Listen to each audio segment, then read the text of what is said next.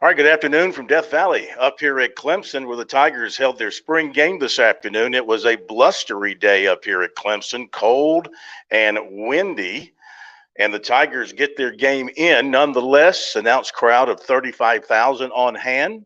For the record, the white team, the winner 15-7.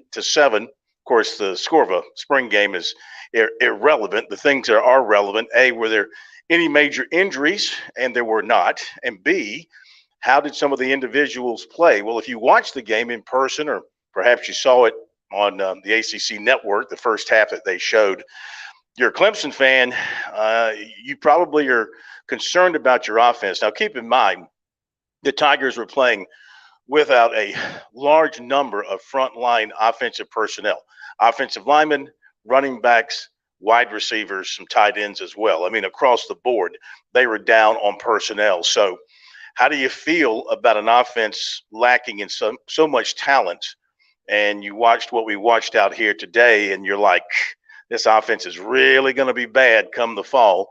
And I mean, that was the concern, no doubt, of Clemson fans coming off of last season when the offense averaged 359 yards per game, which was number 100 in the country. And this is a program used to producing top 10 offenses over the last decade. So you watch this today, and yeah, you'd have to be thinking, what about this offense? Is it going to get any better? Well, I mean, Dabo Swinney, and he was very late getting to us. That's why we're late getting up here to you. But what he did tell us was, DJ Uiagalelei is the starting quarterback. No question about it. No controversy. It is DJ Uiagalelei. He does like Cade Klubnik, and he thinks that Cade Klubnik is going to be a really fine quarterback for them one day, and has come a long way in the spring. But it's still Uiagalelei as the starting quarterback. And then he said he has no concerns about his offense. It will not keep him up at night over the summer thinking about how good this offense can be. Of course, he's seen it in practice as a whole unit versus what we saw out here today. So he's obviously got a better feel for that. And he knows there's some talent on that offense. And I guess he believes from what he has seen throughout spring practice that Uiagalelei has come a long way. He did say in answering the question, he feels like Uiagalelei has improved, and he's seen it behind the closed doors the rest of us can't see. So it wasn't all that apparent out here today. I mean, the offense did not look very good at all, except for a few completed long passes here and there, primarily by Uiagalelei and Klubnik. Otherwise, there wasn't much to talk about offensively.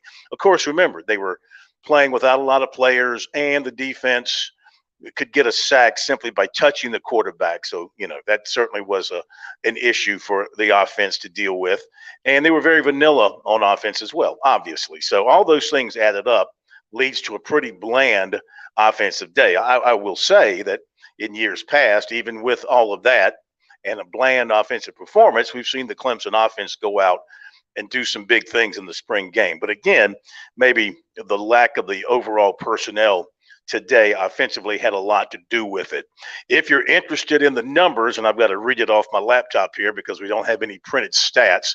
So the orange team finished with 184 yards, the white team with 145 yards. Uiagalelei was 17 of 36, 175 yards. He threw an interception right to Koval. I don't know if he didn't see him in the coverage or just what, but he threw it right to him. And so that's his numbers. Then you had for Klubnik, he was 15 of 23, 106 yards. He did have one touchdown passing. Phil Maffa had 9 carries for 26 yards. And the rest of the running backs you wouldn't recognize, really. They're all walk-ons and backups. So that shows you how depleted the Tigers were in personnel. Maffa, the regular running back, to play today. And then you had receiving the football, a lot of passes to Jake Brenningstool. He had 9 targets. He caught 7 passes for a total of 58 yards. Dakari Collins had 4 catches for 36 yards. He was a little bit shaken up after one play where he went across the middle. He got spanked pretty hard on a hit, but he's going to be okay. Be sore is what Sweeney said. Brandon Spector had 4 catches for 33 yards. And Joseph Ngata had 4 catches for 50. Maffa had 4 catches for 37. So those are some of the numbers. They are totally irrelevant. So we leave you with this. Uyanga Ole is still the starting quarterback, will be the starting quarterback through the summer and going into the fall. The center position, he feels, Swinney does, he feels really good about the center position. He feels like that the move of Putnam to center has worked out well for them, and he's going to be fine at that position. And once some of the injured guys get back, they're going to be fine on the offensive line. One spot that does concern him right now is the punting position. That is still up for grabs coming out of the spring practice. Snapping and all that, he feels good about, not too concerned about that, but determining who the starting punter will be is going to be something they're going to be looking at here in the off season. They did have 3 field goals today, and those were all kicked by the same kicker. And Jonathan Whites, he hit from 40, he hit from 36, and he hit from 29. Looks like Potter is also in the mix for being the punter as well. He's a position that he is going after with a lot of effort. So the good news: no major injuries. Oh, I should mention the defense. Oh, well, it goes without saying the Clemson defense is going to be salty, nasty, gnarly, whatever words you want to use. They're going to be really, really, really, really good on defense. And they may have to lean on that defense again this coming season until the offense gets sorted out. But they are really good on defense. They are deep on defense. I know they lose a couple of linebackers, but they feel like the replacements are very athletic. Carter Simpson can run extremely well. So, and then Dabo said afterwards that in the secondary, they finally have got some experience and some depth at the same time back there. So they feel really good about their defense, and they should, because their defense is very talented. Looks like they're going to be well coached. No drop off there either. They got a great scheme, and these players know the scheme. They bought in to what Wes Goodwin is teaching, and they feel like they're going to be outstanding on defense. And they look the part out here today as well. But again, defenses have some advantages in these spring games like this.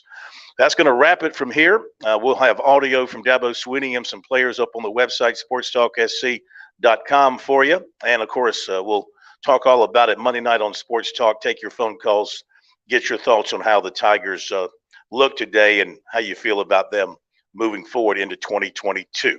Thanks for checking us out here this afternoon, live from Death Valley. Have a great weekend.